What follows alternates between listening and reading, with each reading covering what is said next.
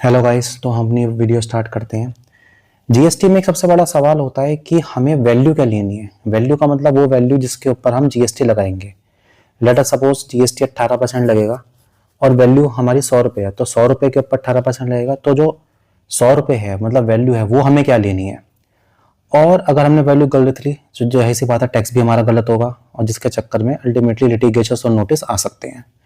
तो इस वीडियो में आपको ये सिखाऊंगा, सिर्फ रूल्स नहीं और सोचने का तरीका भी आपको सिखाऊंगा। सबसे पहले आपको एक लॉजिक समझना पड़ेगा कि जीएसटी का सबसे बड़ा जो रूल है वो है ट्रांजैक्शन वैल्यू। जितने पे आप ट्रांजैक्शन कर रहे हो वो आपकी वैल्यू होगी, उसके ऊपर आपका जीएसटी लगेगा, मतलब जो एक्चुअल प्राइस है वही वैल्यू। अगर आप एक मोबाइल 500 रुपये में बेच रहे हो तो 500 रुपये आपका ट्रांजैक्शन वैल्यू है और 500 रुपये के ऊपर ही आपका जीएसटी लगेगा। तो इस कॉन्सेप्ट को बोलते हैं ट्रांजैक्शन वैल्यू। बट जो इशू आता है, इशू सबसे बड़ा ये आता है अगर ट्रांजैक्शन वैल्यू के केस में आपका प्राइस ही क्लियर नहीं है, नंबर 1। नंबर 2, आप जिसको बेच रहे हो वो आपसे रिलेटेड एंटरप्राइज है, आपकी रिलेटेड पार्टी है। या तीसरा, मनी के अलावा कोई नॉन मॉनेटरी कंसिडरेशन भी इन्वॉल्व है या कुछ और भी इन्वॉल्व है। तो उस केस में अब हम ट्रांजैक्शन वैल्यू कैसे निकालें, उस केस में हम वैल्यूएशन कैसे करें। तो तब यहाँ पे काम आते हैं हमारे जीएसटी के वैल्यूएशन के रूल्स। तो वैल्यूएशन के जो रूल्स होते हैं ये हमारे 27 से लेकर एक तरीके से 31 तक हमने उसमें बात कर रखी है कि किस तरीके से हम वैल्यूएशन करेंगे। अब सबसे पहले जो रूल आता है वो आता है हमारा रूल नंबर 27। रूल नंबर 27 किस चीज़ की बात करता है, जब पेमेंट में हम सिर्फ पैसा नहीं दे रहे, मतलब एक तरीके से क्या है, जो हमारा कंसिडरेशन है वो हमारा पूरी तरीके से मनी में नहीं है, उस केस में हमारा एक तरीके से अप्लाई होता है रूल नंबर 27। तो रूल 27 सिंपल ये बोलता है कि अगर आपका कंसिडरेशन पूरा मनी में नहीं है तो आप उसकी वैल्यूएशन किस तरीके से करोगे। अब सबसे पहली चीज क्या होगी, सबसे पहले आपको वैल्यू देखनी है क्या उसकी ओपन मार्केट वैल्यू अब कोई अवेलेबल है। ओपन मार्केट वैल्यू का कॉन्सेप्ट क्या होता है, ओपन मार्केट वैल्यू का कॉन्सेप्ट होता है वो चीज मार्केट में कितने की मिल रही है। लेट अस सपोज आप किसी से आईफोन लेते हो तो जो वो आईफोन है वो मार्केट में कितने का मिल रहा है, वो मार्केट में for example let us suppose 40,000 का मिल रहा है, तो जो 40,000 रुपीज है वो उसकी ओपन मार्केट वैल्यू हो जाती है। तो सबसे पहली चीज तो ये है कि ओपन मार्केट वैल्यू आपको उस केस में लेनी है।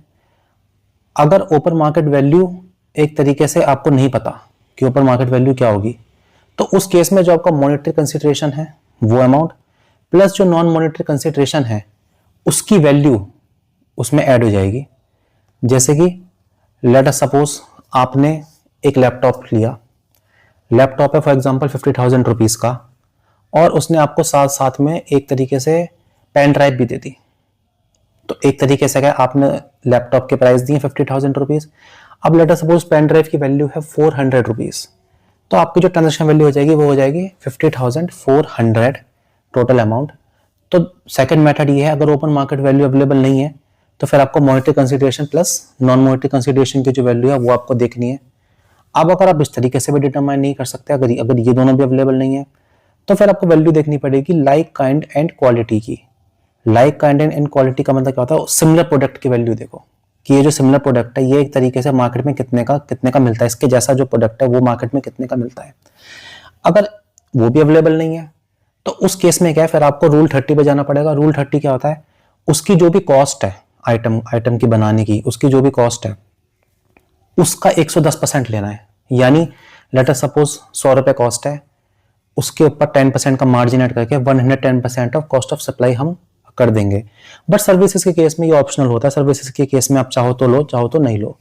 अगर रूल 30 अप्लाई नहीं होता है तो फिर आप अदर रीजनेबल मीन्स, कोई भी और जो रीजनेबल मीन्स है उसके थ्रू आप एक तरीके से ले सकते हो। तो रूल 27 जो हमारा अल्टीमेटली होता है वो किन किन केसेस में होता है, जैसे लेटर सपोज अगर आपका कोई बाटर सिस्टम है, एक्सचेंज है, या एक तरीके से कोई असेट्स वगैरह डिस्पोजल कर रहे हो, परमानेंट डिस्पोजल ऑफ असेट्स कर रहे हो जिसके ऊपर एक तरीके से आईटीसी क्लेम हो चुका है, तो इन्हीं केसेस में एक तरीके से हमारा रूल नंबर 27 जो होता है वो लगता है। तो ये था हमारा रूल नंबर 27। अब हम बात करते हैं रूल नंबर 28 की। रूल नंबर 28 क्या बोलता है, रूल नंबर 28 बोलता है सप्लाई बिटवीन डिस्टिंक्ट और रिलेटेड पर्संस। अगर आप सप्लाई कर रहे हो अपने रिलेटेड पर्संस को या डिस्टिंक्ट पर्सन को, उस केस में आप उसके वैल्यूएशन किस तरीके से करोगे? सबसे पहले हम रिलेटेड पर्संस, तो बताइए रिलेटेड पर्संस कौन होते हैं? होल्डिंग सब्सिडियरी हो गई, आपस में पार्टनर्स हो गए, पार्टनर्स फर्म हो गई, रिलेटिव्स हो गए की जो डेफिनेशन होती है, तो वो तो रिलेटेड पर्संस हो गए।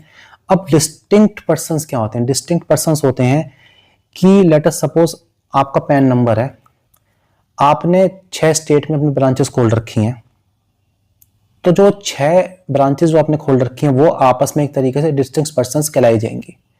जैसे कि आपने दिल्ली में भी खोल रखी है, मुंबई में भी खोल रखी है, चेन्नई में भी ब्रांच खोल रखी है, तो जो वो ब्रांच जो आपस में है, जो सेम पैन नंबर पे हैं, तो वो आपस में एक तरीके से डिस्टिंक्ट पर्संस की कैटेगरी में आती हैं, उनको बोलते हैं डिस्टिंक्ट पर्संस। इसमें यहाँ पे अभी एजेंट कवर नहीं होता रूल नंबर 28 में, रूल नंबर 29 में एजेंट्स कवर होते हैं। अब इस केस में वैल्यूएशन कैसे होगी? नंबर 1 सबसे पहली चीज तो वही है ओपन मार्केट वैल्यू। जैसे ओपन मार्केट वैल्यू देखनी है, ये आइटम से मार्केट में कितने की मिल रही है। अच्छा, अब इसमें एक बहुत बड़ा कैच है। इसमें क्या चाहिए कि अगर रिसिपिएंट जो है, जिसको आप माल बेच रहे हो, जिसको आप आइटम बेच रहे हो, अगर वो फुल आईटीसी के लिए एलिजिबल है, मतलब वो एलिजिबल है फुल आईटीसी के लिए, तो उस केस में फर्क भी नहीं पड़ेगा, क्योंकि उस केस में कोई जीएसटी की कोई मतलब एक तरीके से आप कोई वो तो कर नहीं सकते, चोरी वगैरह कुछ कर नहीं सकते। तो उस केस में जो ओपन मार्केट वैल्यू होगी वही आपकी इनवॉइस वैल्यू हो जाएगी। तो एक तरीके से जो इनवॉइस वैल्यू है वही आपकी ओपन मार्केट वैल्यू हो जाएगी।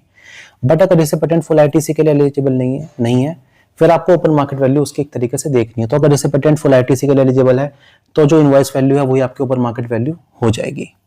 तो सेकंड केस, अगर आपको ओपन मार्केट वैल्यू नहीं पता भाई ओपन मार्केट वैल्यू क्या है, तो वही rule supply of like kind and quality की तरह देखना है, इसके सिमिलर आइटम जो है उसकी वैल्यू क्या है। और अगर असर्टेबल नहीं है तो वही हमारा rule number 30 110% of cost of supply, और ये भी अगर नहीं लगता तो rule number 31 other reasonable means.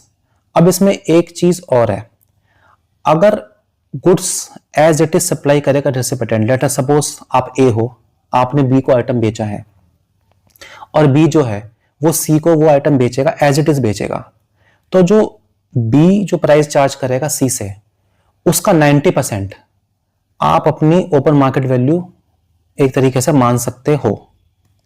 तो एक तरीके से क्या कि अगर goods as it is supply हो रहे हैं, मतलब गुड्स में एक तरीके से क्या कोई भी चेंजेस नहीं हो रहे हैं, तो एक तरीके से क्या आपके पास में ऑप्शन है कि आप 90% वैल्यू को ट्रांजैक्शन वैल्यू अपनी एक तरीके से ले सकते हो, और उसके ऊपर फिर आप जीएसटी पे कर सकते हो। तो ये एक तरीके से रूल नंबर 28 में एक ये सबसे बड़ी चीज है।